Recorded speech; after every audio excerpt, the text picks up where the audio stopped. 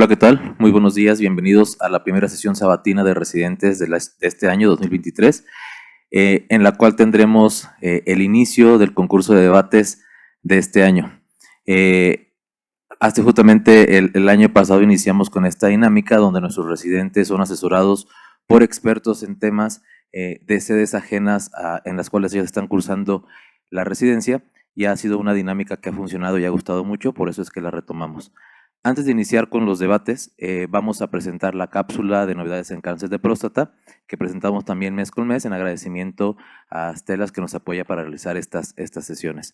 En esta ocasión, la cápsula de novedades de cáncer de próstata la llevó a cabo la UMAE 71 de Torreón, Coahuila. La presenta el doctor Jesús Hernández y su asesor académico fue el doctor Christopher Kaufman Ortega.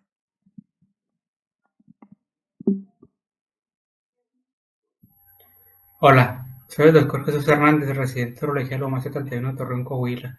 Hablaremos sobre novedades en cáncer de próstata, lo que es la utilidad de modelos en 3D impresos para el desarrollo de la técnica de prostatectomía radical, así como la utilidad del PET-PSMA en el cáncer de próstata.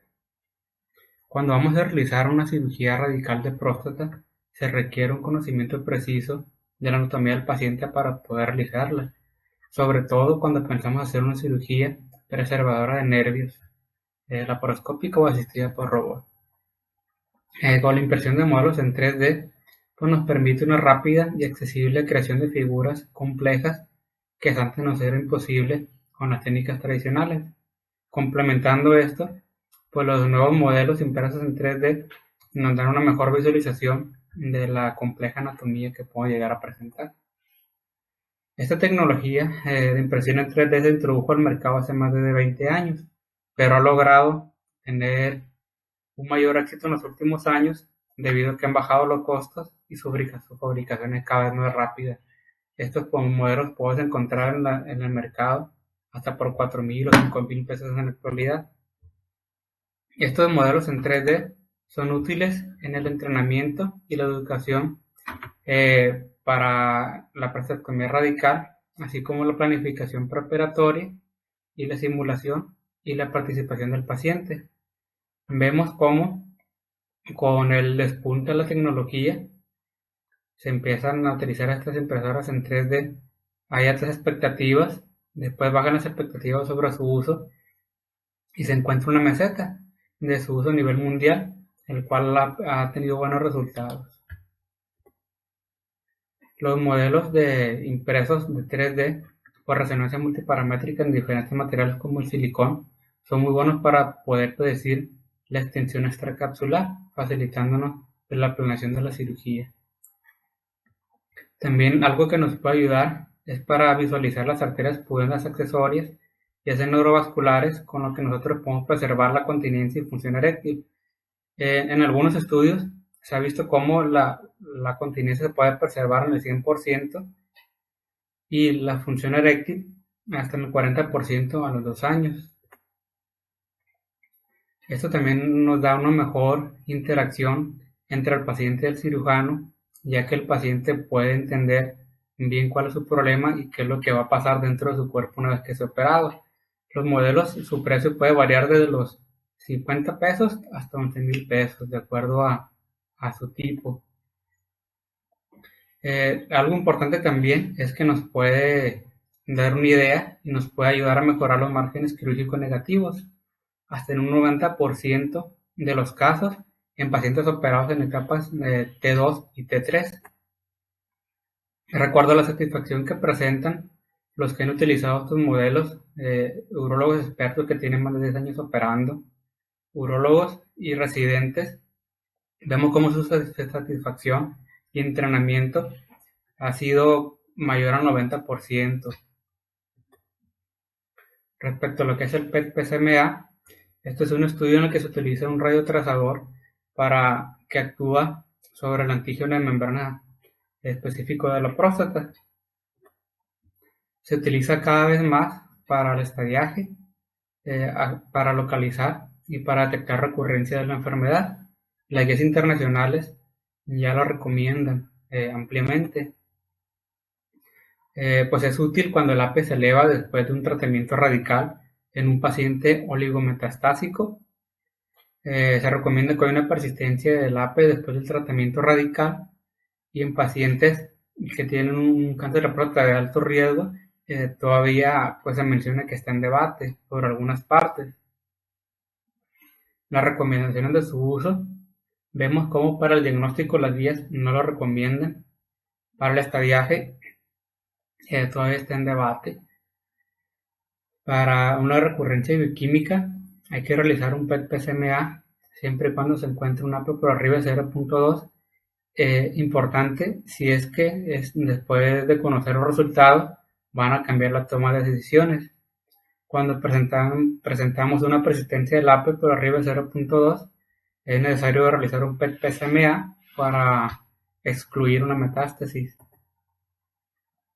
Es necesario hacer un PET-PSMA antes de que vayamos a realizar una radioterapia de salvataje. En pacientes que tienen un cáncer de próstata resistente a la castración no metastásico, nos puede ayudar para encontrar metástasis tempranas. Y en los pacientes en los que presentan un cáncer de próstata resistente a la castración metastásico, aquí no nos será de ayuda. En lo que sí ha venido platicándose en los últimos años y se ha metido cada vez más, es el utilizar el PET-PSMA para estadiaje en pacientes que sean de alto riesgo. De acuerdo a este estudio vemos cómo se encuentra que es mejor, es superior de un 92 versus un 65% respectivamente. Y sería todo por mi parte. Muy bien, muchas gracias, doctor Hernández. Ahora vamos a pasar a los debates. Tenemos 3 debates el día de hoy. Van a ser debates en controversias de cáncer de próstata. Primero hay que presentar y agradecer a nuestros jueces que nos van a apoyar el día de hoy. Está el doctor Diego Martín Barreiro de Argentina, el doctor Mario Solares Sánchez, uroncólogo aquí de México, y el doctor Gustavo Sánchez Turati, también urólogo oncólogo de aquí de México. El primer debate, el tema va a ser biopsias de próstata, técnica con fusión de imágenes versus técnica cognitiva. Va a ser el doctor Snyder Eduardo Diego Pérez contra el doctor Raúl Héctor de la Garza Ramos. Es del Hospital General Regional Licenciado Ignacio García Telles del IMSS contra el Hospital del TEC de Monterrey. Nuestros coaches son el doctor Fernando Bolio y el doctor Alcino Ochoa. Vamos a empezar con el primer debate. Adelante, doctor Snyder. Buenos días, pues vamos a ver técnicas con fusión de imágenes para biopsias de próstata. Para empezar, hemos tenido 30 años de evolución en cuanto al diagnóstico de cáncer de próstata. Actualmente, con las tecnologías del uso de resonancia magnética y de ultrasonido y un software para la fusión de estas imágenes, nos permite una mejor visualización de la glándula y permitir un mejor procedimiento. Es evidente que lo importante en estos procedimientos es la resonancia magnética multiparamétrica, que es la llave primordial o principal, con la que vamos a tener una estadificación principal en la escala del PIRADS, que va a darnos un riesgo para presentar cáncer de próstata, y de acuerdo a este riesgo también va a ser diferente en cada riesgo o grupo de riesgo del paciente.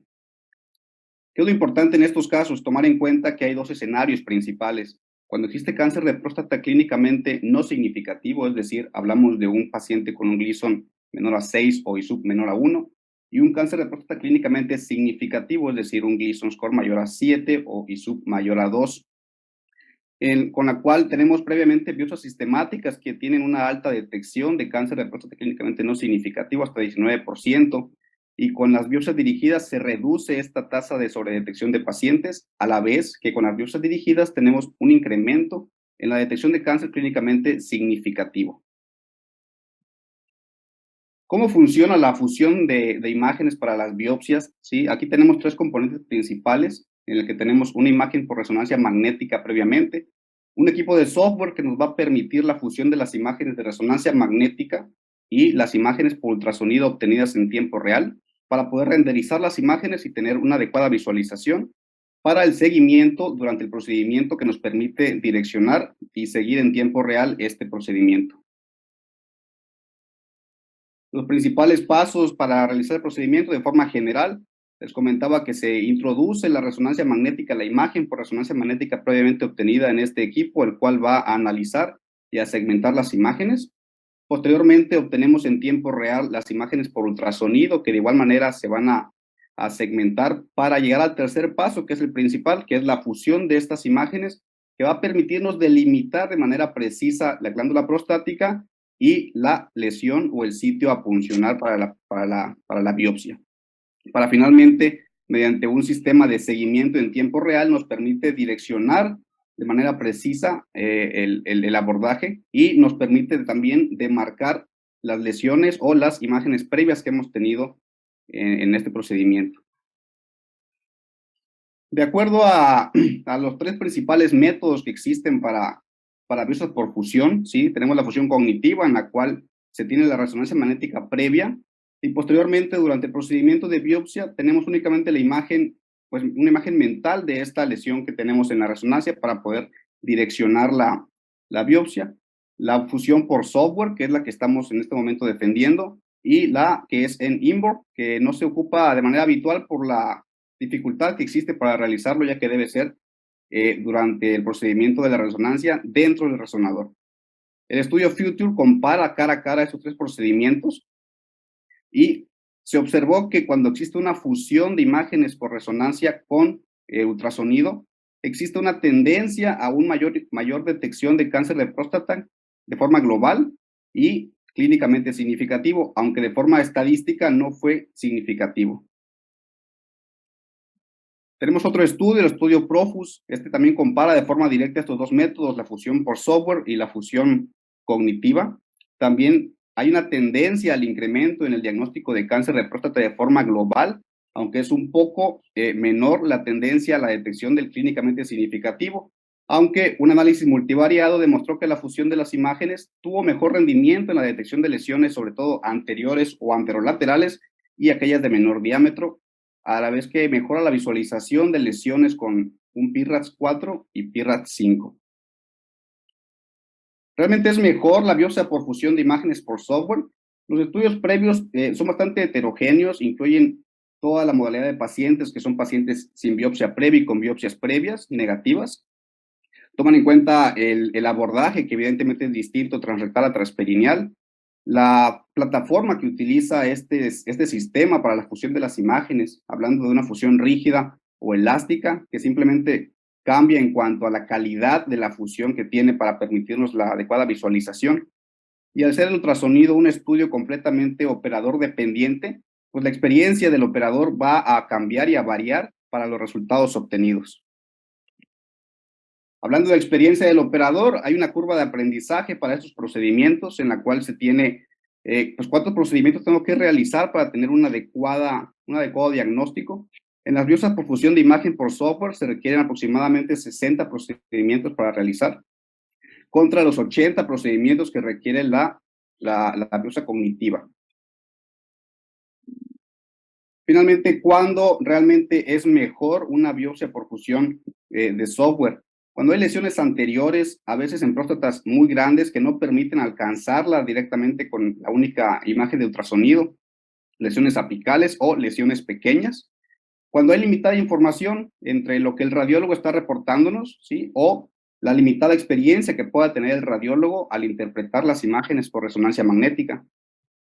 Cuando no tenemos oportunidad para fallar, pacientes que ya tienen biopsias previas en los cuales hay necesidad de documentar las lesiones porque todavía estamos con una sospecha alta de cáncer de próstata. Hay un balance bastante importante entre precisión, que tiene muy alta la fusión por software, la rentabilidad, que aunque pareciera ser, pues es un equipo más caro que requiere mayor experiencia, pero finalmente a largo plazo, al tener menos procedimientos que realizar y menos pacientes que sobretratar, la rentabilidad es bastante alta, y la facilidad de uso, como ya vimos, con una menor curva para la obtención de esta habilidad en el manejo de la fusión.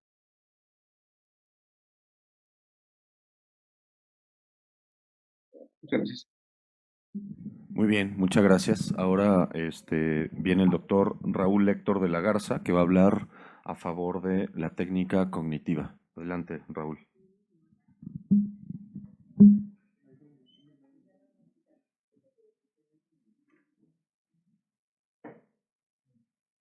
Gracias. Continuando con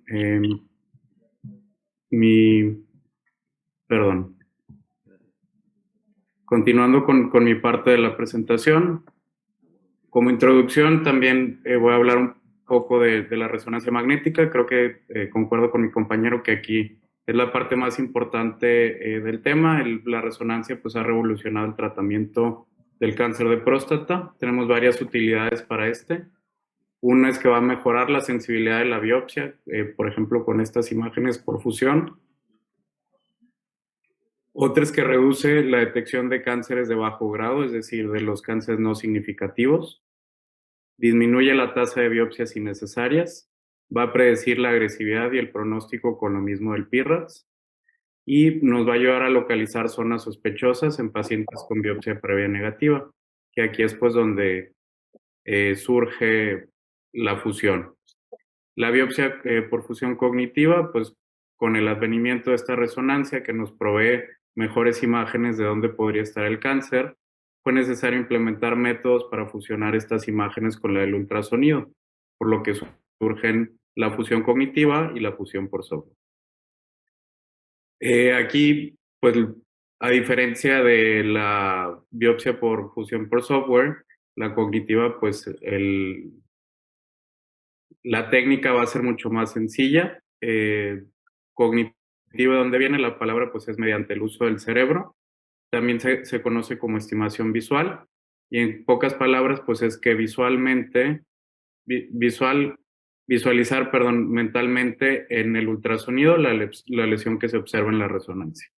Para esto necesitamos que nuestro radiólogo reporte correctamente las zonas sospechosas, de preferencia en un esquema como este, donde pues se indique con algún círculo o algo la zona donde hay que biopsiar. ¿Por qué la biopsia cognitiva? Pues bueno, con los estudios que vamos a ver un poco más adelante, vemos que hay la misma sensibilidad para detectar estos cánceres clínicamente significativos.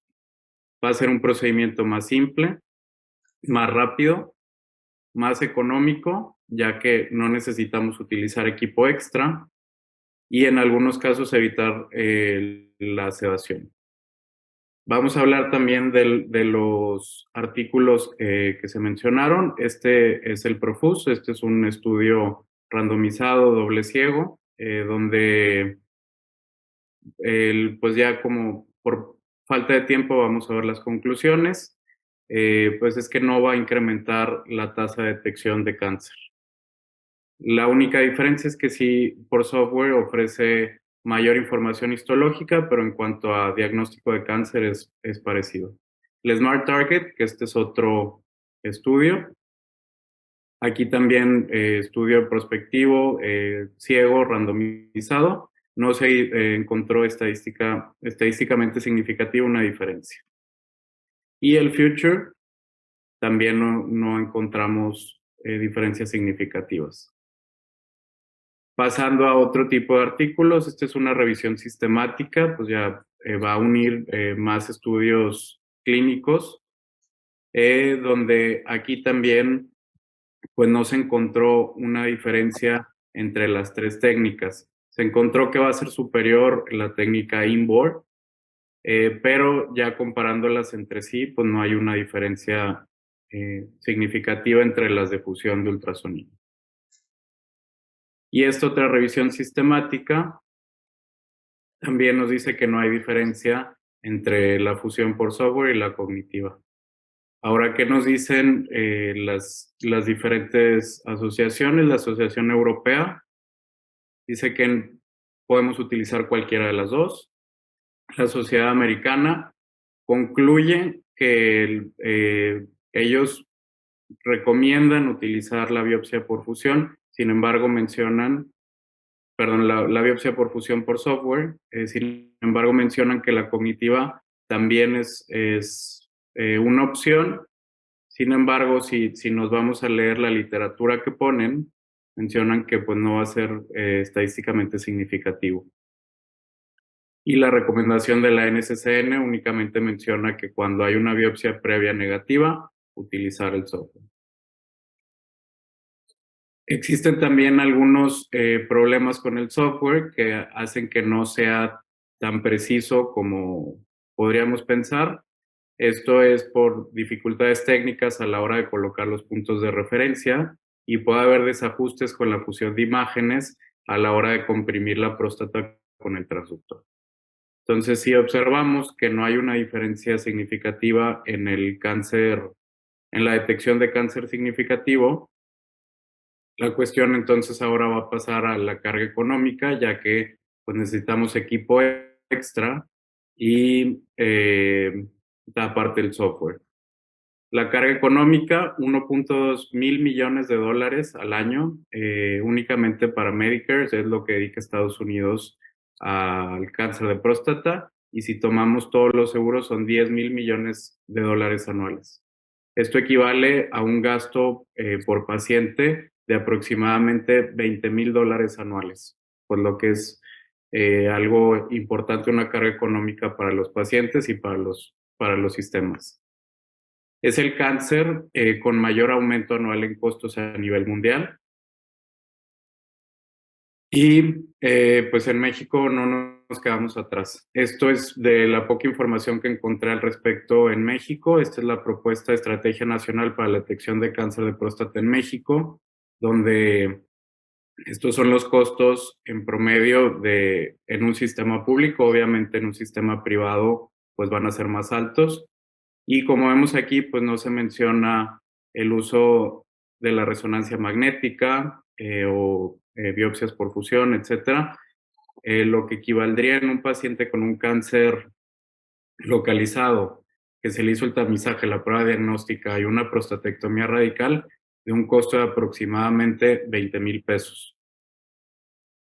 Y me di a la tarea de buscar una cotización para la renta de un equipo por software, y observamos que para un procedimiento puede llegar a costar hasta 42 mil pesos, lo que equivale al doble del tratamiento completo para estos pacientes, por lo que es importante tenerlo en consideración.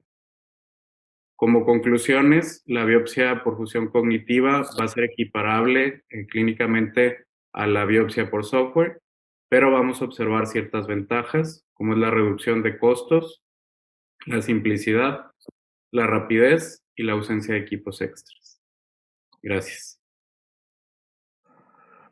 Muy bien, muchas gracias, Raúl. Vamos al contradebate a favor de la técnica de confusión. Adelante, Snyder.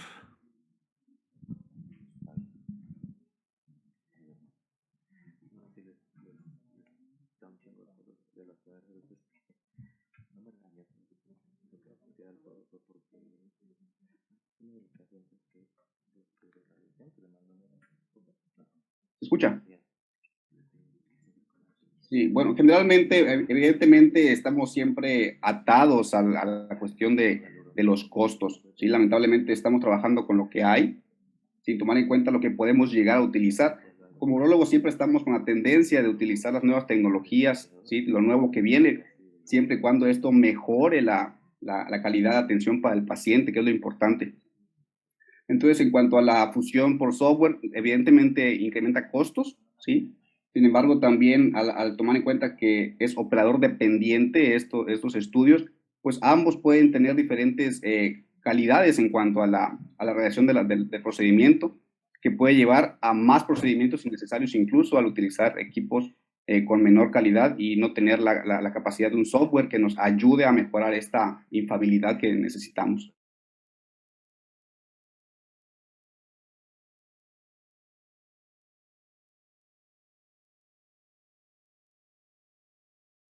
Muchas gracias. Pasamos ahora a el contradebate de Raúl, del TEC de Monterrey.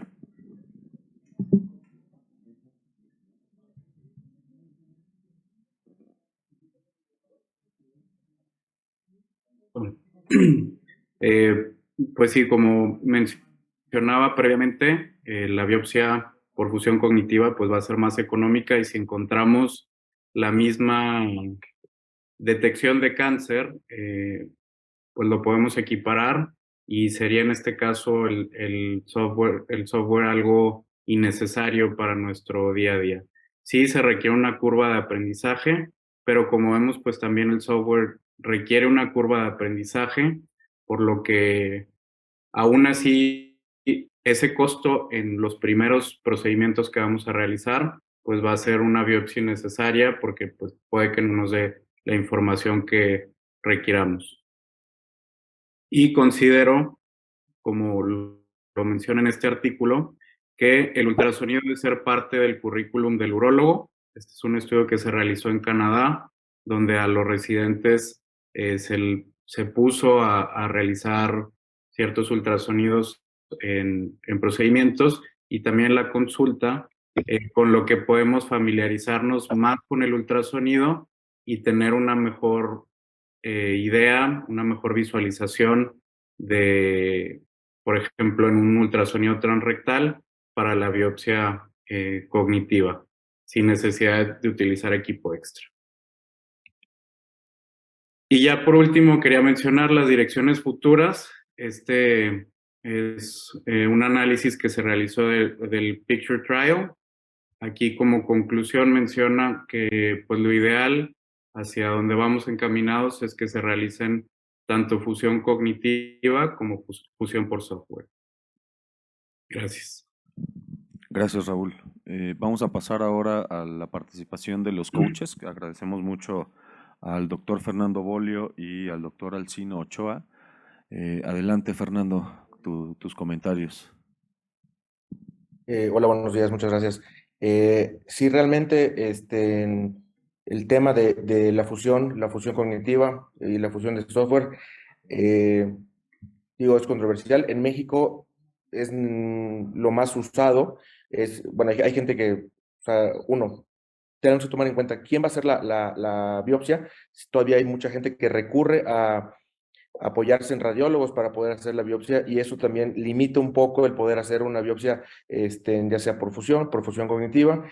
Si la va a hacer el urólogo y tenemos la resonancia magnética, realmente el uso del software en nuestro medio puede encarecer ciertas cosas, pero como se comentó en la plática, tiene indicaciones muy precisas, sobre todo en pacientes con múltiples biopsias previas, no por fusión, en las cuales pueden tener una lesión muy anterior, una lesión pequeña, y que sí sea probable que tenga un cáncer de próstata clínicamente significativo. Ahí es donde se validaría poder utilizar el uso de la fusión por software. Obviamente, lo que comentaba el doctor de la Garza, tanto en Europa, en Estados Unidos, ya tienen el recurso, simplemente o sea, lo aprovechan y los costos pues ya están medio previstos por el sistema de salud. Entonces, realmente, si tienen el recurso, vale la pena utilizarlo y sobre todo en pacientes que tengan indicaciones claras como las que ya se comentaron, lesiones pequeñas, lesiones anteriores, o que queremos ser bastante directos a la hora de realizar la biopsia. Gracias. Muchas gracias, doctor Bolio. Adelante, doctor Alcino, con su participación. Muchas gracias. Gracias, buenos días. Primero que nada, muchas felicidades a ambos debatientes por lo que nos expusieron. Creo que fue adecuado de ambas partes, pero digo, en argumentos a favor del doctor de la Garza, yo lo que quisiera comentar es esta parte que nos expone él, que nos argumenta en relación de que en realidad en este momento el valor predictivo positivo de la prueba de la biopsia de próstata no se aumenta con el uso del software. Todavía no tenemos eso bien demostrado. Y en patologías tan complejas como lo es el cáncer de próstata, en donde cualquier decisión diagnóstica o terapéutica que cualquier de los médicos involucrados en el tratamiento determine o tome, debe impactar en favor del paciente. Yo creo que eso el doctor de la Garza lo expone diciendo esta parte en la que pues hay algunas indicaciones aún muy puntuales, ¿no? Las recomendaciones aún no son muy claras en cuanto a la primera realización de una biopsia de próstata con el uso del software, ¿no? Ayuda en algunos escenarios y eso, pues, yo creo que es lo que hay que tomar en cuenta, ¿no? Los escenarios en los que nos encontremos con el paciente y, pues, lamentablemente en estas patologías, como comentaba, tan complejas, pues siempre hay que considerar la cuestión de los costos, ¿no? El dinero. No debería de ser así, pero aún digo, el presupuesto de cada paciente, como nos lo explicaba el doctor ahí en esos artículos que hizo a bien traernos, pues es un presupuesto que se considera de alguna manera finito, ¿no? Y esto creo que todos como urólogos tenemos la responsabilidad de tomar las decisiones más adecuadas en favor de normar una terapéutica, ¿no? Si esto, el uso de un software aún no cambia las decisiones o no va a cambiar la terapéutica o las decisiones terapéuticas, creo que tendríamos que ser bastante conscientes en cómo nosotros lo utilizamos o cómo nosotros decidimos el uso o no de si no tenemos todavía la información, ¿no? Probablemente en el futuro esto cambie, pero aún creo que la palabra tendría que ser relativamente mesura en ese sentido. Gracias, doctor Alcino. Vamos a pasar con la participación de los jueces. Agradecemos mucho que nos estén apoyando. Adelante, doctor Diego Martín Barreiro, de Argentina. Muchas gracias, Diego, por tu apoyo. ¿Cuáles son tus comentarios hacia los participantes? Bueno, felicitarlos por el nivel a los dos. Bueno, los dos demostraron que no hay diferencia de un método sobre el otro, o sea, cognitivo versus la fusión guiada por Artemis, no habría diferencia con respecto a los resultados. Yo veo que está mejor defendido la presentación del doctor de Garza Ramos. Simplemente, si yo fuera el dueño de un hospital, tienen que convencerme de comprar un Artemis para hacer una biopsia dirigida por fusión, y no, la verdad que no me demostraron las ventajas. Nombran que en lesiones menores a 8 milímetros es más efectivo, pero no tiene la bibliografía que lo vale, ¿sí? Y en rebiopsias también dicen que es más efectivo que la biopsia cognitiva, pero tampoco me están demostrando la evidencia con respecto a eso. La curva de aprendizaje es un poco menor, pero son más o menos parecidas, así que no me están justificando o sea, no encuentro justificativo que yo tendría que tener para comprar un aparato para una biopsia por fusión que no sea cognitiva. Muchas gracias, doctor Barreiro. Importante esos comentarios en nuestro medio. Doctor Solares, muchas gracias por la participación. Adelante, Mario, ¿cuáles son tus comentarios? Buen día, pues excelente presentación de los dos. Creo que el doctor Raúl de técnica cognitiva defendió mejor el punto. Como dijo el doctor Diego Barreiro, nos fue llevando a partir de la evolución de la historia de las biopsias, la aplicación actual de las técnicas que siguen utilizando, que es el ultrasonido.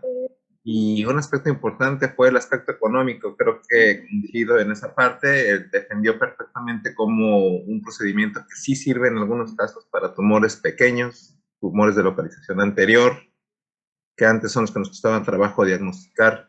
Nos sirve la técnica de fusión de imagen, pero adecuar todo eso a nivel económico y a nivel nacional creo que defiende su punto. Entonces estoy a favor de la técnica cognitiva. Muchas gracias, Mario. Doctor Gustavo Sánchez Turati, muchas gracias. Adelante, Gus. Muchas gracias, Alex. Muchas gracias a él. A mí me parece que Snyder hizo favor de poner la información, pero perdió de vista que los que principalmente apoyan la fusión cognitiva son los americanos. La mayor evidencia que viene a favor de la fusión de imágenes viene de las escuelas americanas y no pudo explotar adecuadamente ese tipo de datos. De parte de Raúl, no me agradó el hecho de que no pusiera los números. Si bien es cierto, no son diferentes, pero el público puede o debe poder decidir qué es lo que tiene a favor y en contra de cada uno de los dos, basado en evidencia tácita. También me cuesta trabajo porque cuando presenta acerca de los costos, confundió dos tipos de costos. Cuando pone los costos de lo que cuesta una biopsia Eso es en uso poblacional, no individual. Por eso son los 20,000 pesos, porque ahí se distribuyen los pacientes que tienen con los que no tienen resultados en una forma entre los que se hacen tamizaje y acaban biopsiados o no. Y en el otro es un costo individual. Entonces, mezclar costos poblacionales con individuales no fue correcto.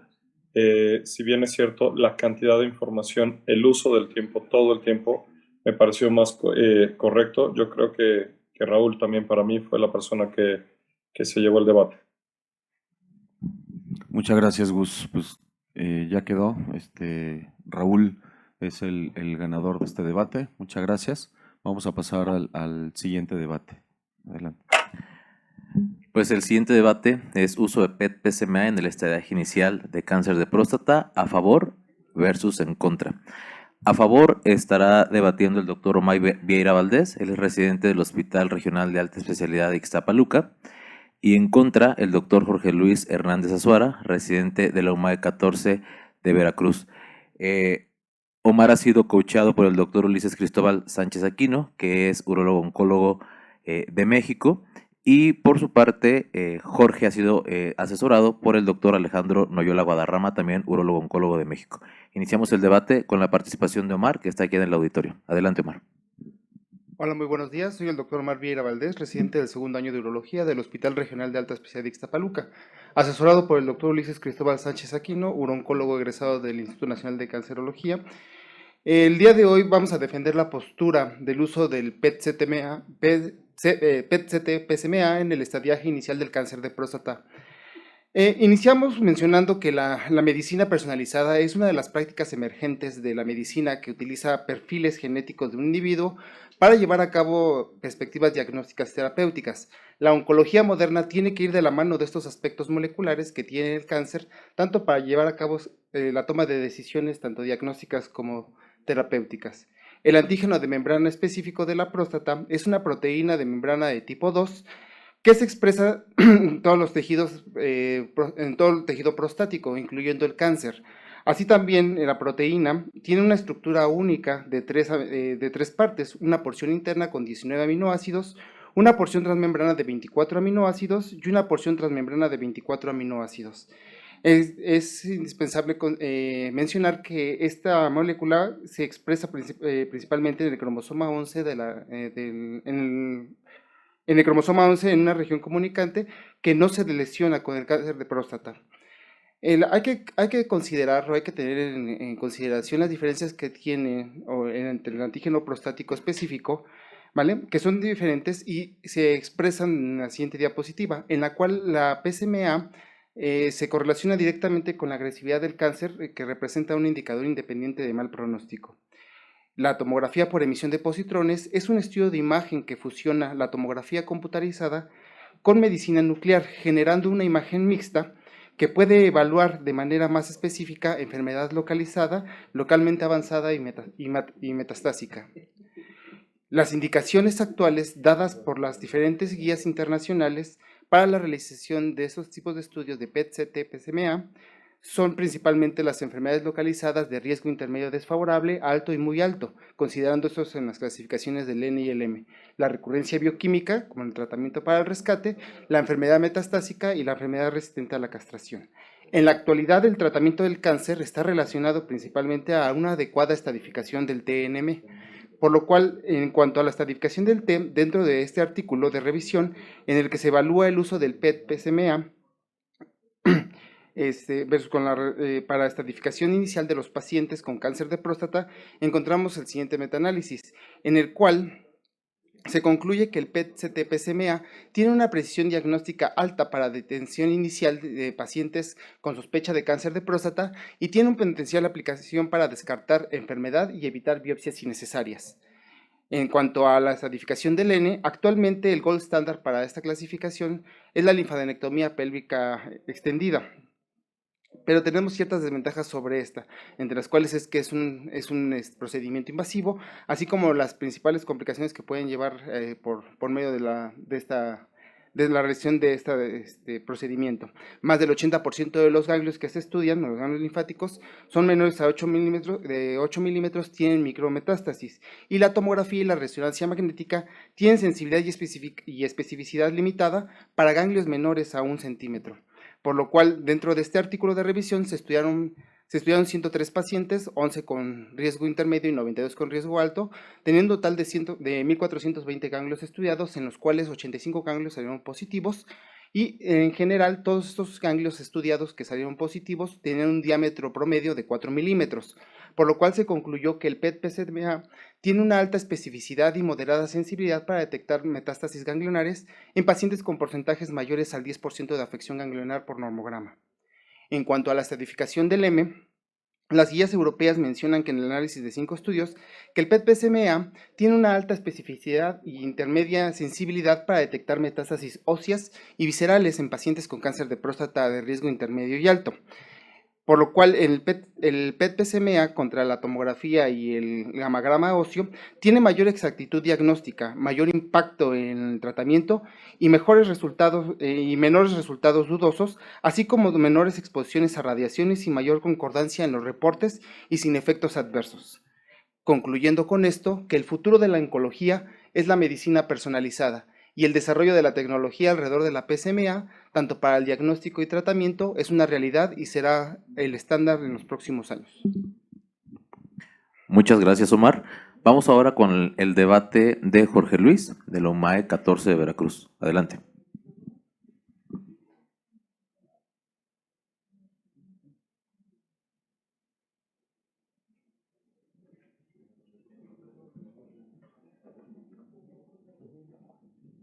Gracias por la presentación.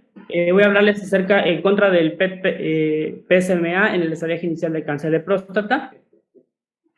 Pues la FDA aprueba el primer fármaco diagnóstico en imagen del PSMA dirigido a antígeno de membrana específico para el cáncer de próstata, pero si leemos las letras pequeñas de este comunicado, es que lo aprueba únicamente para la recurrencia en cáncer de próstata, cuando tenemos sospecha de recurrencia. Dice que es un fármaco radioactivo que se administra por inyecciones intravenosas con potencial radioactivo de acumulación. Entonces, la FDA de entrada no aprueba el uso de este fármaco, los fármacos radioactivos en el PSMA.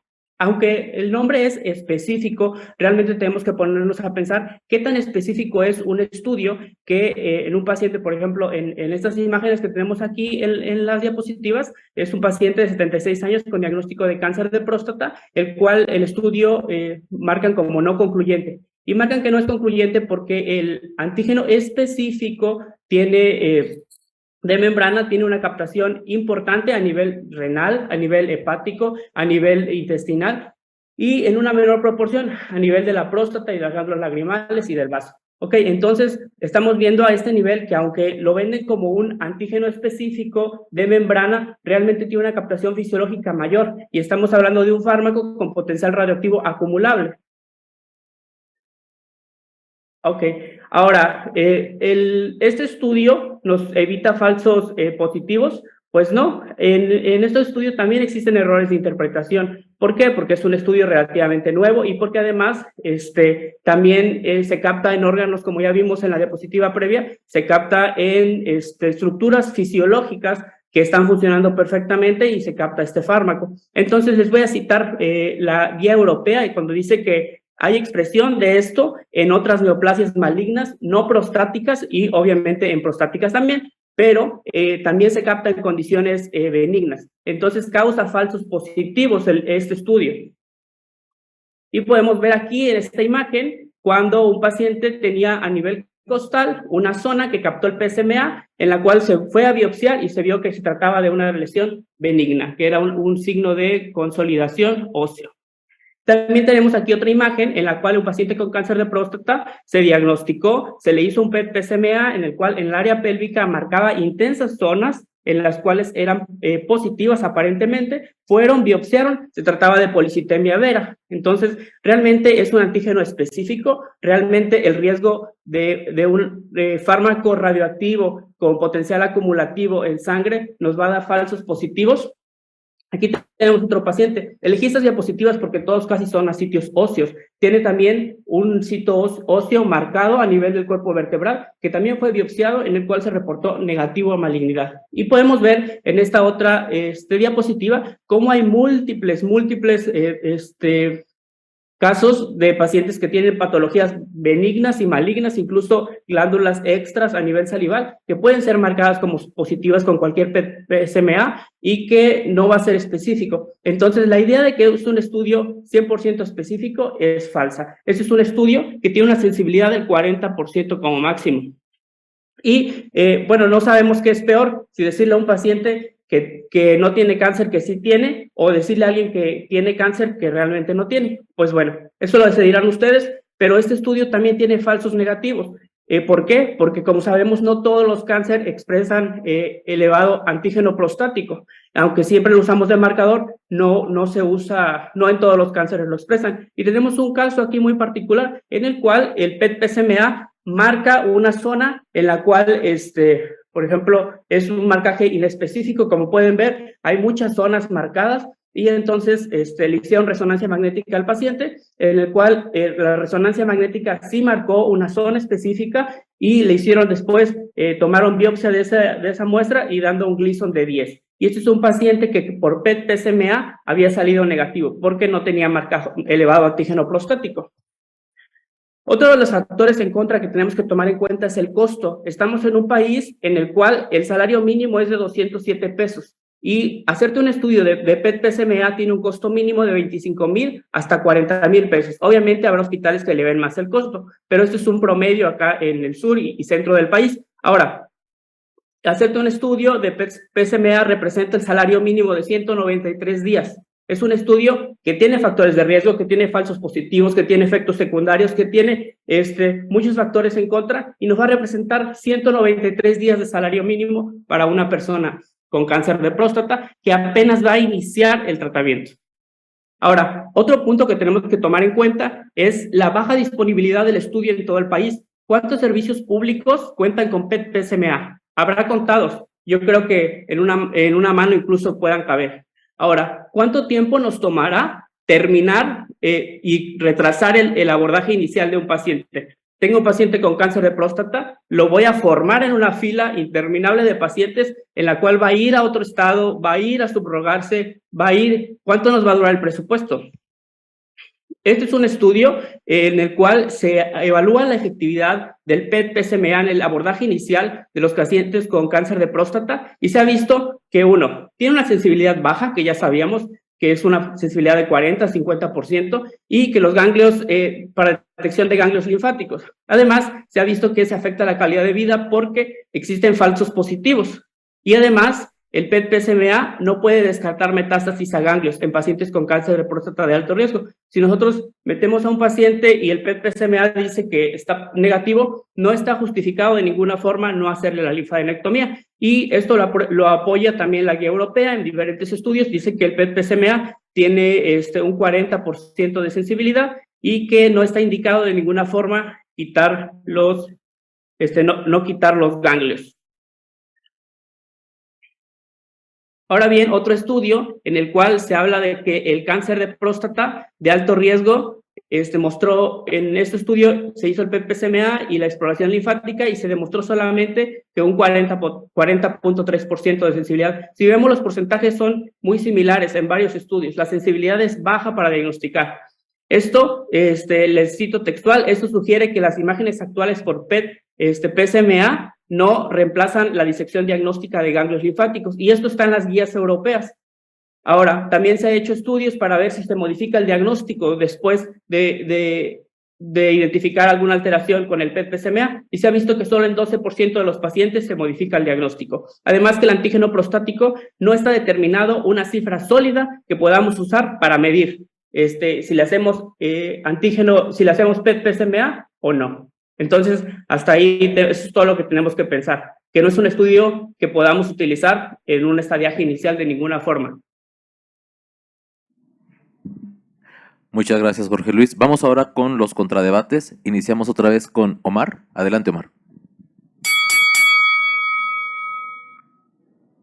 Bueno, se podría pensar que una de las principales desventajas que tiene el PET-PSMA, como lo habían comentado, son los costos, por lo que antes de la adopción en la práctica clínica habitual es importante comprender si el costo-beneficio del uso del PET-PSMA está justificado para la administración de recursos económicos.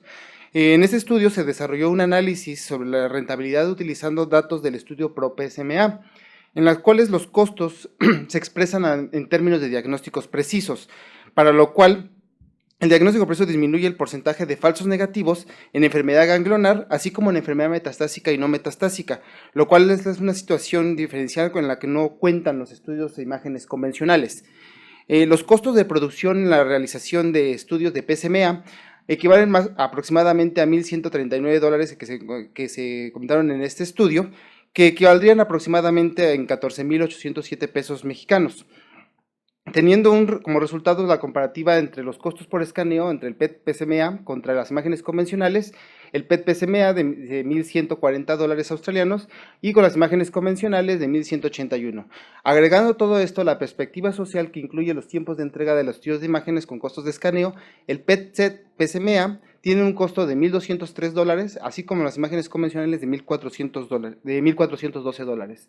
Entonces, la precisión de detección para cada uno de los tipos de metástasis, en el caso de las enfermedades ganglionares con respecto a las metástasis a distancia, también se ve una cierta asociación en el ahorro en cuestión de la realización de los estudios con PSMA y con los estudios convencionales, teniendo como conclusión que el PET-PSMA es dominante en cualquier aspecto, con costos comparativos directamente más bajos y mayor precisión en comparación con las imágenes convencionales para el estadiaje inicial del cáncer de próstata, con una mejor estadificación más precisa, menos hallazgos inequívocos y menor exposición a la radiación. Gracias. Gracias, Omar. Vamos ahora con los comentarios, el contradebate de Jorge Luis, de Luma de 14. Gracias. Bueno, yo les voy a hacer 4 preguntas para ver qué es lo que van a aclarar. ¿Te pondrías un agente radioactivo intravenoso con potencial acumulativo con una distribución en el cuerpo, ya vimos que muy general, para diagnosticar un cáncer de próstata, para hacer un estadiaje inicial apenas de cáncer de próstata? ¿Improvisarías el uso de un fármaco que no está asociado así por la FDA para usar en un abordaje que no necesitamos? O sea, un estudio no necesario que solo va a cambiar el 12% del tratamiento en algunos pacientes. El sistema de salud de nuestro país soportaría el aumento en el gasto de un estudio no necesario, que además tiene factores de riesgo, que tiene falsos positivos, falsos negativos, que no modifica el tratamiento. ¿Es ético experimentar con un manejo que está totalmente fuera de ninguna guía internacional? Si la respuesta es no a alguna de estas preguntas, entonces ustedes están conmigo en este debate. No se puede usar PET-PSMA de forma inicial en ningún estadiaje de cáncer de próstata. Ahora, podemos decir que en conclusión, la FDA no aprobó el uso para esto, de esta forma de medicamento, que tiene radiación acumulativa, que tiene falsos positivos, falsos negativos, que no modifica el manejo, que tiene baja disponibilidad en el país, efectos secundarios, una sobreestadificación, que no hay un APE control, que además está fuera de las guías europeas, está fuera de las guías americanas, que ante cualquier problema médico legal no podríamos respaldar el estudio inicial. Si tenemos un falso positivo y se da un manejo agresivo a eso, podríamos estar en algún problema médico legal. Yo les invito a que hagamos urología con base en las normas oficiales y en las guías. Eso es todo. Muchas gracias, Jorge Luis. Vamos ahora con los comentarios de los coaches. ¿Algún mensaje que nos quieran dar a los residentes que están en línea y a los residentes que también están aquí presenciales? En el caso de Omar, fue asesorado por el doctor Ulises Cristóbal Sánchez Aquinos. Buenos días, Ulises. ¿Algún comentario breve para nuestros residentes? Claro. Buenos días. Sobre todo felicitarlos. Estuvo interesante el debate.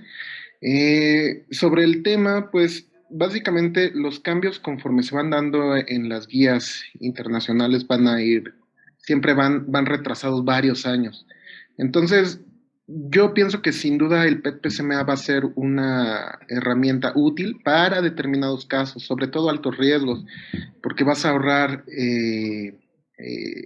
tratamientos innecesarios para pacientes que probablemente ya están más avanzados que con lo que tienes con los estudios actuales, ¿no? Gamma y TAC.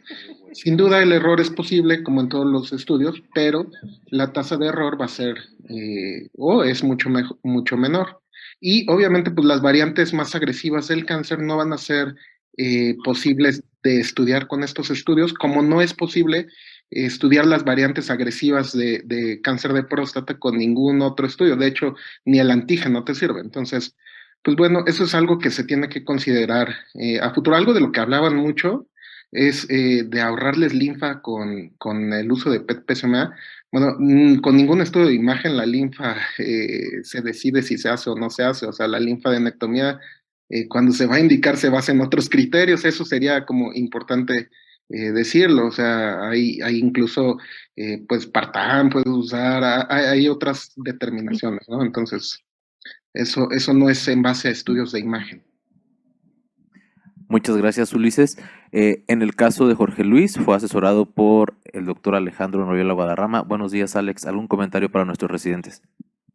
Hola, buenos días. Sí, varios comentarios. Específicamente, bueno, pues ya lo mencionamos, va a haber algunas indicaciones para uso de PET, principalmente para el manejo inicial, pues aún no está así 100% demostrado. La mayor parte de los estudios son australianos, entonces realmente Australia es un país que ha tenido mucho uso de PSMA y de PET desde hace muchos años, y por eso los costos son tan bajos. No podemos extrapolar los costos de Australia a los costos de México, evidentemente, ¿no? No todos los pacientes aquí pueden costear este estudio porque es algo caro. Y obviamente, pues eso sí, también tenemos otras cuestiones como acerca de si nos va a cambiar el manejo o no. Realmente no se ha demostrado que el usar PET aumente la sobrevida de estos pacientes. Entonces, no hay ningún estudio que muestre la evidencia tal cual de que usando PET le mejoramos al paciente la sobrevida, porque no sabemos cómo manejar estos pacientes que tienen a lo mejor una oligometástasis, o si están bien localizados, o nada más ganglios, o fuera de la zona de disección habitual. Entonces todavía no tenemos un manejo estandarizado para estos pacientes, ni sabemos los resultados utilizando estudios de imagen avanzados o de nueva generación. Entonces sería importante considerar esta situación. Incluso por ejemplo, en algunos lugares, pues bueno, como dicen las guías, se recomienda igual o está a la par, o incluso también se puede utilizar la resonancia magnética del cuerpo completo y también tiene muy buena detección de actividad metastásica en hueso, probablemente un poco más baja en ganglios, pero bueno, o sea, como vemos, en México no es un estudio muy disponible, es un estudio costoso, que realmente lo que sí interesa es darle al paciente pues un manejo temprano también. Entonces, evidentemente, pues sabemos que cuando tenemos una enfermedad de alto riesgo, muy alto riesgo, pues la posibilidad de que esté fuera de la próstata es alta. De todos modos, pues bueno, se les da el manejo inicial y tenemos pacientes que tienen recurrencias, entonces eso también está descrito en el manejo de estos pacientes. Aunque se encuentre todo localizado, pues igual pueden tener recurrencias bioquímicas. Entonces, pues bueno, no me parece que impacte actualmente el manejo, puede ser que en el futuro sí lo haga, pero por lo menos a la situación actual de nuestro país, pues no, ¿vale? Muchas gracias, Alex. Vamos con la evaluación de nuestros jueces. Doctor Mario Solares, sus comentarios, por favor. Bueno, fue un excelente debate entre los dos. Creo que tenemos que considerar la evolución en la medicina, ¿no? Y actualmente en Europa, si bien faltan estudios a largo plazo, la Asociación Europea de Medicina Nuclear está considerando un nuevo TNM basado en estudios de imagen molecular, ¿no?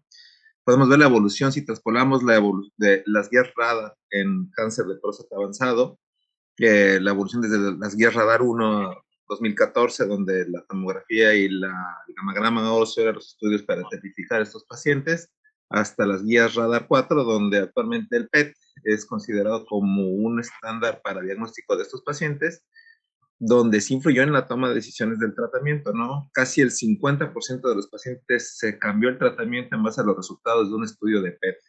Creo que el PET efectivamente en nuestro país es un estudio que no tenemos acceso en todos los lugares. Creo que el costo es algo importante a considerar, pero no descartemos que sea una posibilidad para diagnosticar a estos pacientes y establecer un tratamiento definido. Gracias, doctor Mario. Gustavo, tus comentarios para este debate. Buenos días. Primero felicitarlos a los que presentaron y a sus coaches. Fue un excelente debate. Considero también que muy apasionado, y eso realmente es algo que queremos ver. Me apena que ninguno de los dos haya marcado que existe una diferencia en la forma de hacer los PET. O sea, en Estados Unidos solo está aprobado 11C acetato, no está aprobado PSMA con galio, ni está aprobado con flúor 18. Entonces estamos hablando de estudios diferentes que tienen sensibilidades diferentes y pitfalls diferentes. Entonces estamos comparando peras con manzanas en ese sentido. En el caso de Jorge Luis, parecía que estaba más en contra del estudio que el uso inicial. Y no quisiera que perdiéramos de vista que esto es PET en el manejo inicial de un paciente. Entonces, las preguntas son, ¿para qué lo voy a hacer? O sea, esto se va a hacer para diferenciar un paciente localizado de uno oligometastásico o uno de regionalmente avanzado. Y esa pregunta se contesta con las sensibilidades que tiene el estudio con respecto a esto, dependiendo de los diferentes radiofármacos, porque faltó el uso de sodio. Hay muchas variantes de PET-PSMA, entonces tratar de generalizarlos en lo mismo. Yo no escuché esa discusión que realmente era la que teníamos que estar viendo. Considero también que, como dijo Mario correctamente, las guías radar han ido haciendo un cambio, pero en este caso, en este debate en especial, realmente la discusión era en el uso inicial y a mí me pareció mejor defendido por Omar. Muchísimas gracias. Muchas gracias, Gustavo. Doctor Diego, sus comentarios y evaluación para este debate. Bueno, el primer disertante, Omar Vieira, aprovechaste poco el tiempo, dejaste 3 minutos, no sé por qué estabas nervioso al principio, dejaste 3 minutos de tu charla y terminaste muy rápido. Hablaste del PET-PSMA, mucho tiempo hablando de la descripción de lo que es el PSMA, que ya hablando de esto ya se supone que uno ya lo sabe. Tenías que enfocarte más en las ventajas del estudio PRO-PSMA, que cuáles fueron, o sea, los cambios en tratamiento, o sea, hacer tratamientos más acertados. Y no nombraste cuáles son los cambios de tratamiento que uno se beneficiaría. ¿Sí? O sea, una prostatomía radical, pacientes que un 10% de los pacientes van a tener metástasis óseas al momento de la estadificación inicial con un PET-PSMA en alto riesgo. Bueno, esos pacientes habría que operarlos, no operarlos. O sea, no discutiste bien el tema de las ventajas de utilizar el PSMA de inicio, ¿sí? Los cambios de tratamiento y cuáles son. Después, con respecto a los costos de los australianos, obviamente, esos trabajos con los costos solamente son reproducibles en Australia y con gente del Peter Mac que tienen un centro especial para PSMA y diagnóstico. En el resto del mundo, en Argentina, por lo menos, los costos nada que ver. Después, enfocar más que se utiliza la mitad de radiaciones, ¿sí? O con el PSMA de inicio evitas un 50% de radiaciones con respecto a usar una tomografía y un centellograma óseo. O sea, esa es una ventaja. Jorge se enfocó mucho en los pitfalls, se enfocó mucho en los falsos positivos anecdóticos, inclusive en un slide, Jorge habla de efectos adversos y hablando de la captación en glándulas salivales. Eso no es un efecto adverso, es cómo se distribuye el PSMA en el organismo, ¿sí?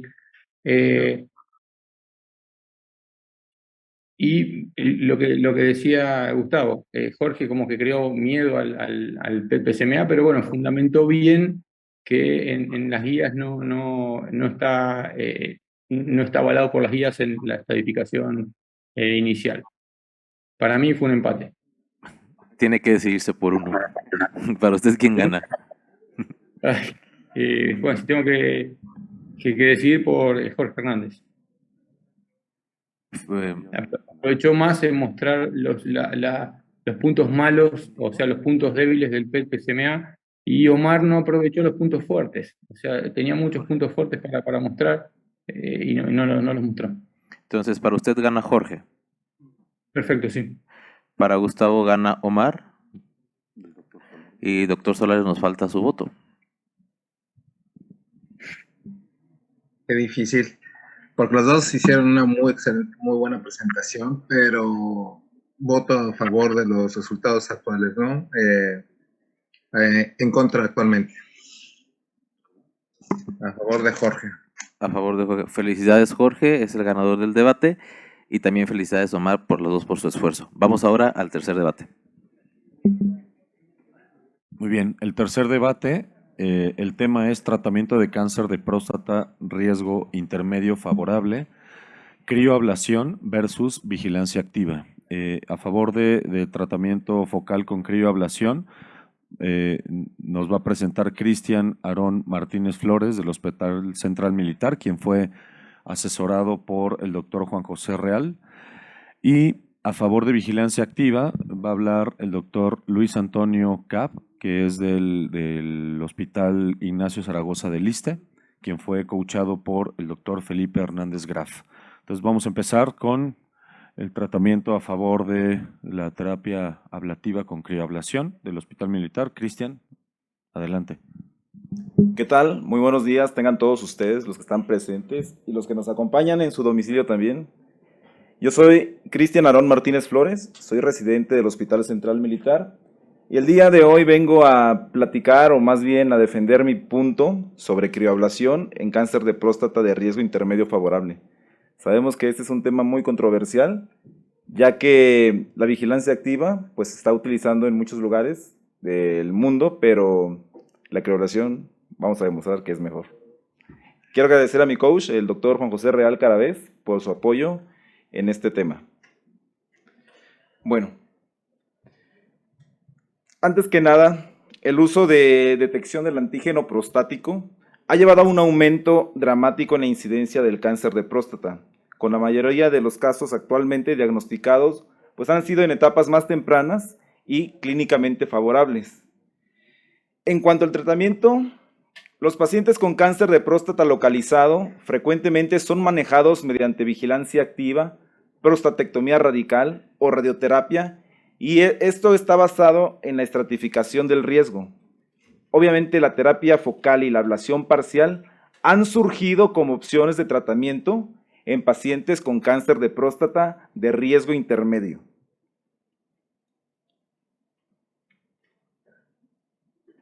La crioablación se basa en el principio de Joule Thomson, en la cual nos menciona que un gas inerte a alta presión va a expandirse de manera rápida, alcanzando temperaturas pues extremadamente frías. Esto ha sido con el objetivo de lograr temperaturas a menos de 40 grados, haciendo una destrucción de las células. La crioterapia va a inducir la apoptosis tumoral al promover la desnaturalización de las proteínas y la destrucción de las membranas celulares mediante el uso de temperaturas, como les dije, extremadamente bajas.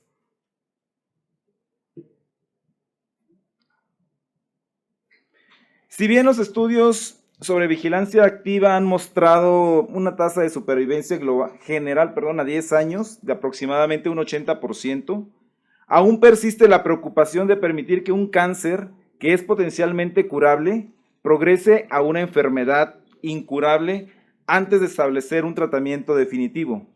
El 82% de los pacientes al diagnóstico están en un estado localizado.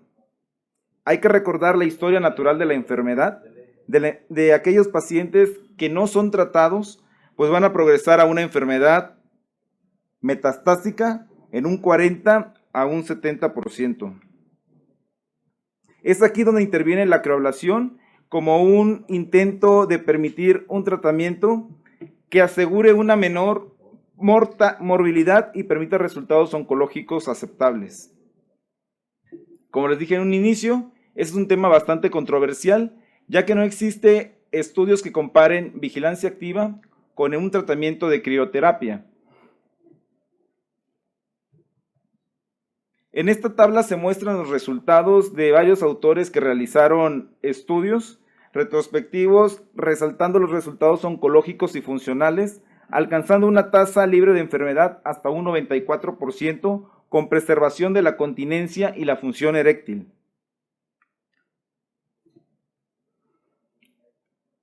En este estudio se observaron resultados oncológicos a mediano plazo tratados con terapia focal.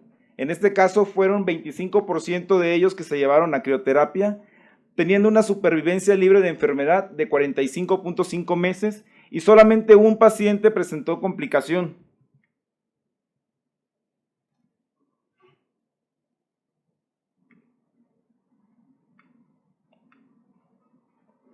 En este otro artículo se realizó un análisis retrospectivo de hombres que se sometieron a crioterapia focal y la supervivencia libre de enfermedad se alcanzó en el 96% de los pacientes a los 2 años de seguimiento y una caída significativa del AP hasta un 50% posterior a la crioterapia.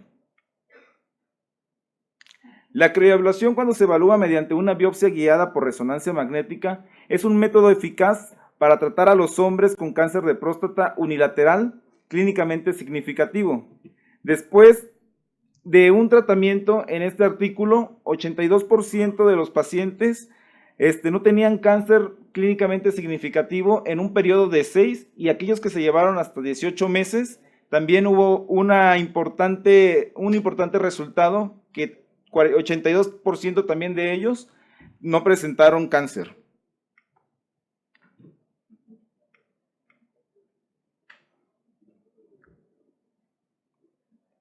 Esos otros artículos también han sido mostrados que la supervivencia libre de la enfermedad, unos que se han llevado a 3 años y otros a 5 años, los resultados han estado arriba del 89 y en un 90.5% de ellos. En cuanto a los resultados funcionales de la crioterapia, de este estudio prospectivo se revisaron una base de datos de pacientes que se sometieron a crioterapia, se les realizaron un cuestionario de 457 preguntas en las cuales se buscaba la función sexual, se buscaba la continencia urinaria y obviamente los resultados comparados con los tratamientos radicales tuvo una buena respuesta. La función sexual se conservó en un 85% y la continencia urinaria a un 100%. Este estudio fue llevado a 4 años del tratamiento. Es un estudio prospectivo que todavía sigue en pie. Bueno, de manera como conclusión y como mensajes para llevar a casa, podemos observar que la crioterapia pues sí nos tiene un tratamiento curativo. Nos permite ofrecerle al paciente un tratamiento mínimamente invasivo antes de llegar a una cirugía radical. Sabemos que la enfermedad va a progresar y mientras tengamos crioterapia, pues vamos a ofrecerle ese beneficio de tenerlo libre de cáncer. Es un tratamiento factible con buenos resultados a largo plazo, con buen control oncológico y que nos va a permitir disfrutar el paciente de una buena calidad de vida. Muy bien, muchas gracias, Cristian. Vamos a la participación de Luis Antonio del Hospital Regional de Zaragoza, quien va a hablar a favor de vigilancia activa.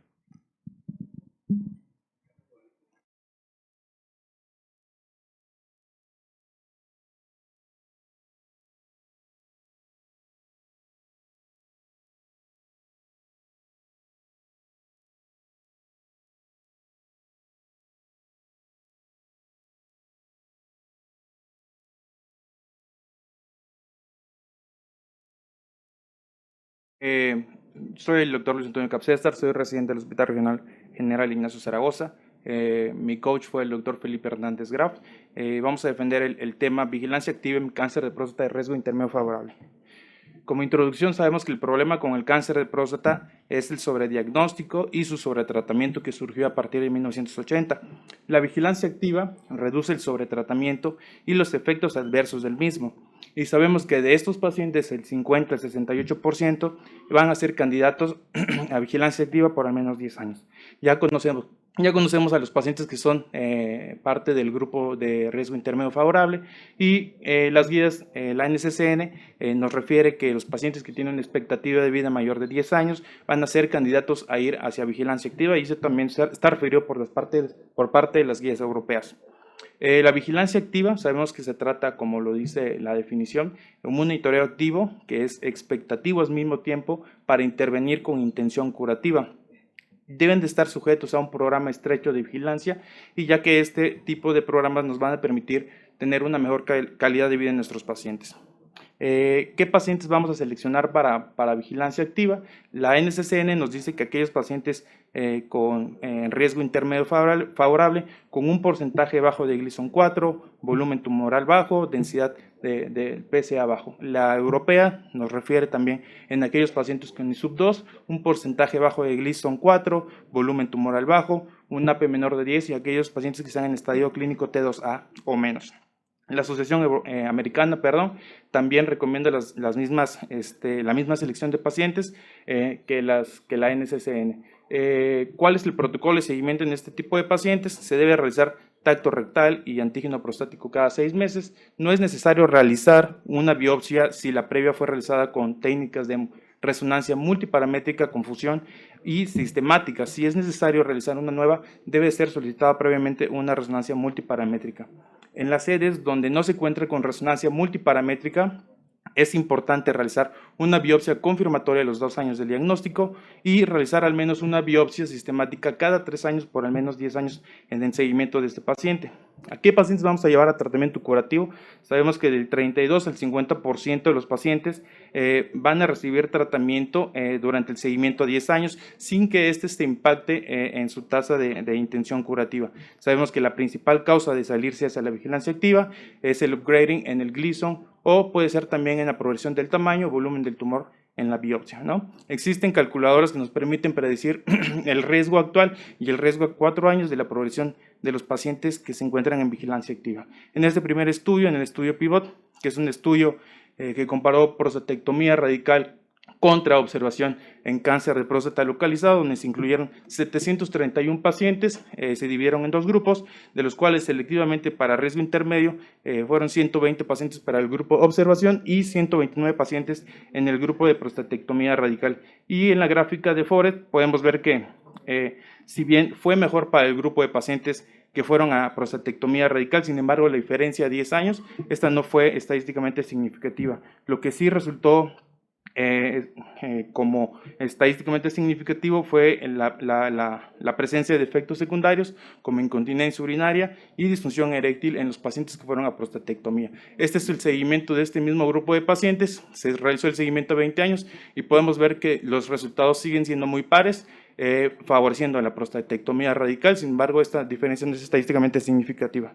En el estudio PROTECT ya es un estudio que incluye el monitoreo activo de pacientes con cáncer de próstata localizado, que se comparó cirugía y radioterapia. Se incluyeron 1.643 pacientes, se clasificaron como T1, T2 en el CRM0, se incluyeron 545 pacientes de monitoreo activo y a estos pacientes se les midió únicamente puro antígeno trimestral y se les llevó a una intervención si el antígeno se elevó a más del 50%. En la primera gráfica del Forest Plot, de su lado izquierdo podemos ver que los pacientes que se encontraban en monitoreo activo a 6 años aproximadamente se encontraban 40% de los pacientes ya en un tratamiento y al final del estudio a 10 años aproximadamente el 54% de los pacientes fueron hacia un tratamiento radical. Y podemos ver que la sobrevida a cáncer específica a 10 años en los 3 grupos es casi similar. Y además, si nosotros sumamos las muertes cáncer específica, fueron un total de 17 muertes, 8 muertes para el grupo de monitoreo activo, 3 para el paciente de cirugía y 4 para el grupo de radioterapia. Y como mencionaba, esto no fue estadísticamente significativo superior en prostatectomía o radioterapia comparado con el monitoreo activo. En este metaanálisis realizado por Cochrane, en donde se comparó prostatectomía radical comparado con un tratamiento definitivo para cáncer de próstata localizado, se incluyeron 4 estudios aleatorizados.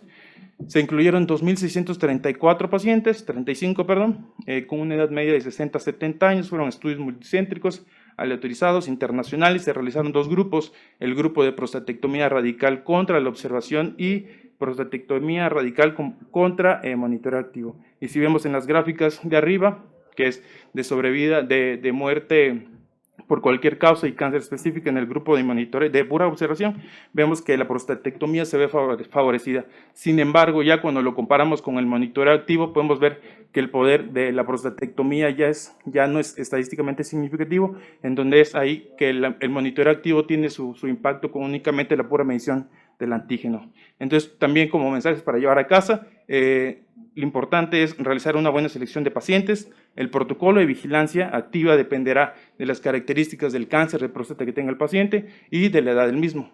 El tratamiento con intención curativa no va a perder su efectividad durante la vigilancia y sí disminuirá los efectos adversos. Se deberá ofrecer tratamientos estandarizados con estudios suficientes que demuestren que el paciente puede hacer una intención curativa como la radioterapia o la prostatectomía radical. Muy bien, muchas gracias, Luis. Vamos a pasar al contradebate. Cristian, tu contradebate, por favor, gracias.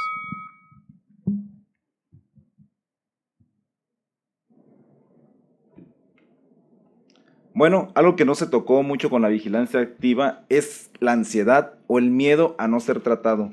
Sabemos que nosotros los mexicanos vamos a requerir un tratamiento, ¿no? Es la idea del paciente que nos encontramos en la consulta, el paciente que llega en ese momento y nos dice, doctor, ¿no me va a hacer algo nada a mi cáncer?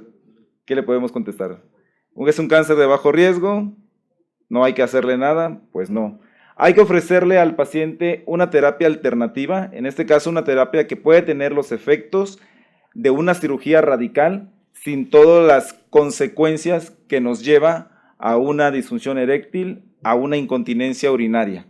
¿Realmente en México la vigilancia activa sería para todos? No es factible, ya que el paciente tiene pérdida del seguimiento, hay pacientes de bajos recursos, la falta de acceso a la atención y estudios y la marginación hacen que progrese la enfermedad.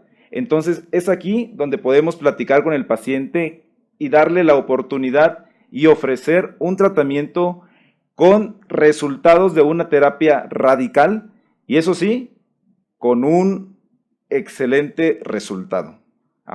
Las guías, bueno, los estudios Pivot, Escandinavo y Protec muestran resultados, pero en pacientes que son de riesgo muy bajo y no en pacientes con un riesgo intermedio favorable.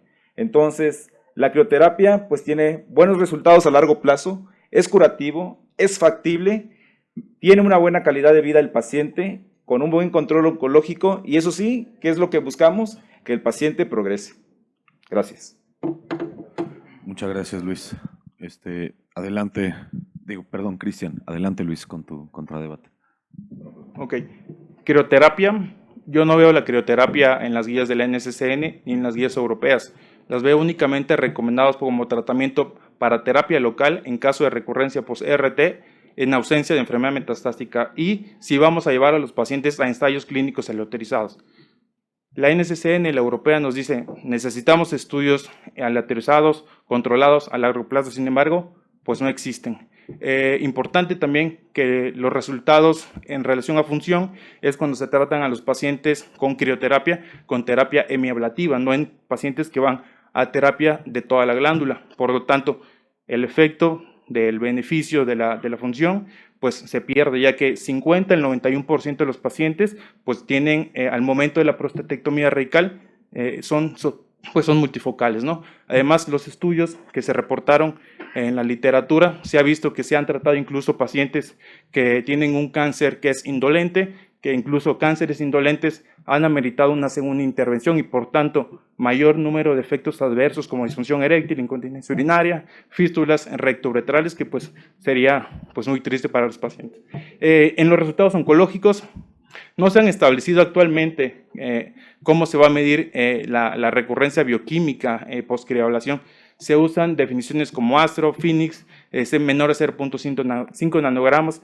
No existe actualmente la definición de buenos resultados oncológicos en crioterapia. Y eso se puede ver cuando se compara crioterapia con radioterapia, en esos dos estudios, en el metaanálisis realizado por Cochrane, en donde no hay superioridad de la crioterapia comparado con la radioterapia.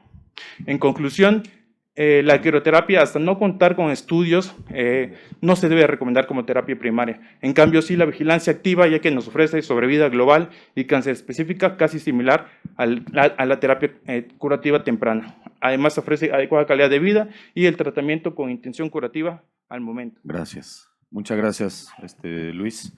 Vamos a pasar con la participación de los coaches. A Cristian lo coacheó el doctor Juan José Real a favor del tema de la crioterapia. Muchas gracias, Juanjo. Adelante. Gracias, buen día. Gracias por la invitación nuevamente en estos debates. El mejor comentario que puedo tener yo en este escenario de la enfermedad es que en la práctica clínica real vamos a tener muchas situaciones desde el punto de vista social, cultural, religioso, hasta económico, y el propio miedo del paciente a ser tratado, que impide mucho ofrecer un tratamiento inicial por cirugía o radioterapia. Entonces, en ese sentido, nos quedan muy pocas herramientas que ofrecer y tenemos que tener una responsabilidad nosotros del conocimiento de los resultados en estas dos vertientes, la vigilancia o tratamientos locales. Me queda muy claro y es muy contundente los resultados de la vigilancia activa en pacientes de bajo riesgo, No así en el riesgo intermedio, donde los resultados son un poco muy controversiales. En ese sentido, en la vigilancia, sin ser absolutos, aunque no es el mejor el escenario más ideal, hay un porcentaje de pacientes que se va a beneficiar. Por otro lado, en la crioterapia o los tratamientos locales, hay resultados oncológicamente demostrables en función de la sobrevida global, cáncer específica, disminución del antígeno, que avalan entonces estos resultados en el riesgo intermedio cuando no podemos ofrecer cirugía.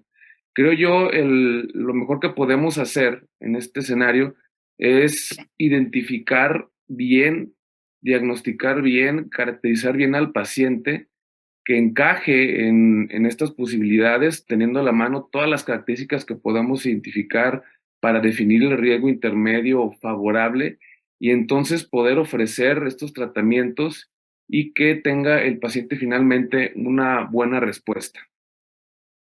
Muchas gracias, Juanjo. Luis Antonio fue asesorado por el doctor Felipe Hernández Graf, también neurooncólogo. Muchas gracias, Felipe, por tu participación. Adelante con tus comentarios. Hola, Sael, buenos días a todos. Muchas gracias por la invitación, los felicito a todos por su participación. Si bien la vigilancia y la crioterapia se comparó el día de hoy, sin embargo, estamos comparando cosas en donde estamos tratando un paciente y en la otra estamos dando el beneficio de posponer posiblemente un tratamiento o en los próximos 10 años no llevarlo. Entonces, por ende, pues los efectos colaterales en los tratamientos pues se elevarán mientras lo comparamos con los pacientes no tratados. Es importante que no debemos de olvidar que la vigilancia activa no estamos obviando un tratamiento, sino tratando que los pacientes sean mejorados en sus condiciones. O sea, pueden ser pacientes que pueden mejorar su masa muscular, pueden ser pacientes que pueden disminuir el peso, pueden ser pacientes que pueden tener mejores condiciones de vida para que estos obviamente tengan mejor calidad fisiológica y por ende tengan mejor respuesta si es que son llevados en algún momento a los tratamientos oncológicos a los que van a ser expuestos. La crioablación, al ser un estudio, un tratamiento con fines oncológicos, en realidad yo lo compararía no con vigilancia activa, lo compararía más con prostatectomía radical o con radioterapia, porque pues es un intento terapéutico que hasta el momento los resultados son pobres. Entonces, yo no le veo todavía una cabida, pues por los datos que tenemos en la actualidad. Muchas gracias, Felipe. Vamos a pasar con los comentarios y la calificación de los jueces. Empezamos con el doctor Gustavo Sánchez Turati. Adelante, Gus. Bueno, muchas gracias. La verdad es que creo que a Cristian le tocó defender lo indefendible. Es muy complicado defender un tema en el cual la crioterapia tiene un papel y tiene muy pobre estadística. Como bien mencionaron ahorita, esto no es un tratamiento aceptado en ninguna de las guías. De forma inicial no es comparable con vigilancia activa. Los estudios son a 2 años, a 3 años de seguimiento. Solo se compara con HIFU. Creo que el esfuerzo que hizo Cristian por tratar de defender esto fue muy bueno. La información que trató de presentarnos fue la correcta, pero definitivamente no se hizo una comparación en el momento de las presentaciones de uno contra lo que sería la vigilancia activa, sino solo la defensa de lo que es la crioablación. El único punto que presentó a favor de la crioablación en contra de la vigilancia activa fue tratar la ansiedad. Entonces, el precepto que puso fue crioablación para tratamiento de ansiedad en cáncer de próstata localizado. Y eso creo que no sería correcto de poner. Es difícil también, y tú lo sabes al momento de presentarlo, que un paciente que ha sido tratado con crioablación, la posibilidad, en caso de que el paciente tuviera una recurrencia bioquímica, de los cambios histológicos que tiene, el número de patólogos que pueden ver ese tejido no es muy grande, es mucho más complicado. también presentaron por el otro lado, en el caso de Luis Antonio, creo que la evidencia que presentó fue muy sólida, creo que la presentación fue muy robusta, me encantó la presentación en cuanto a los datos que tiene, pero solo hasta el contradebate habló en contra de la crioterapia o presentó datos contra la crioterapia, sabiendo que no existen, no es comparable y no los he encontrado yo al menos en la literatura. El punto de ponerlo, que los efectos adversos pueden ser diferentes, realmente lo que estamos haciendo no es disminuirlos, es retrasar la presentación de los efectos adversos de lo que estamos presentando en uno contra el otro. Y también es cierto que en el contradebate que pone Cristian, aquí nos pone como el factor económico. Sin embargo, la crioterapia puede ser tan cara o más cara de lo que puede presentar el otro por la suma de los efectos adversos. Creo yo que defendiendo algo muy complicado me cuesta mucho trabajo, pero sí creo que en el caso de la información, y que es en lo único que me puedo basar para decir quién tuvo un mejor debate, fue Luis Antonio Cabo. Muchas gracias. ¿Quién gana para ti, Gus? Luis Antonio. Gracias. Doctor Barreiro, adelante, por favor. Felicitarlos a los dos. Bueno, lo mismo, Cristian, te tocó lo más difícil, defender un tratamiento sin evidencia que no es estándar y que solamente tiene que ir dentro de trials. Pero bueno, como en el fútbol, cuando uno tiene un equipo chico, tiene que salir a defenderse. Y vos saliste a atacar. Saliste a demostrar que la crioterapia, tu primera frase, demostrar que la crioterapia era mejor que la vigilancia activa. No pudiste demostrarlo, o sea, fuiste muy ambicioso en querer demostrar eso. Yo me hubiera centrado en ver cuáles son los pacientes que se benefician con la crioterapia. La ansiedad del PCA es importante, hubiera mostrado cuántos pacientes dejan la vigilancia activa por la ansiedad del PCA, que es algo importante. Muchos pacientes no toleran la vigilancia activa porque se vuelven locos con el PCA. O sea, me hubiera enfocado en un grupo de pacientes especial que son los que se podrían beneficiar teóricamente con la crioterapia. Trataste de venderlo como una cura para el cáncer o demostrar que es una cura para el cáncer y eso no está demostrado. O sea, competir de igual a igual, la estrategia esa no es buena. O sea, no puedes competir de igual a igual con un tratamiento estándar. Entonces yo hubiera preferido enfocarme solamente en el nicho de pacientes que se pueden beneficiar y ahí demostrarlo solamente como una indicación en ese tipo de pacientes. Guardaste lo mejor para el contradebate, hubieras aprovechado para mostrar eso, digamos, al principio de la presentación. Después, bueno, Luis Antonio, bien, es fácil, jugaste sos el Real Madrid, tenés todos los jugadores, toda la evidencia, la mostraste como corresponde. Está bien, hablaste de la fístula rectal, uno de los grandes problemas de la crioterapia, pero comenzaste hablando de que la vigilancia activa es un monitoreo. Bueno, para mí la vigilancia activa es un tratamiento que incluye hasta un 20 o 30% de pacientes que van a ir a prostatectomía radical o radioterapia. O sea, es un tratamiento, no es el monitoreo no es un watchful and waiting, no es una observación, es un tratamiento que con el nivel de evidencia más alto.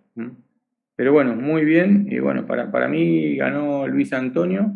Cristian lo preparó bien, pero tenía que haberse enfocado en los puntos fuertes. No quiso competirle a la vigilancia activa de igual a igual y no se puede. O sea, tenía que haber enfocado un poco más en los puntos fuertes, solamente mostrar los puntos fuertes de la crioterapia en comparación con la vigilancia activa.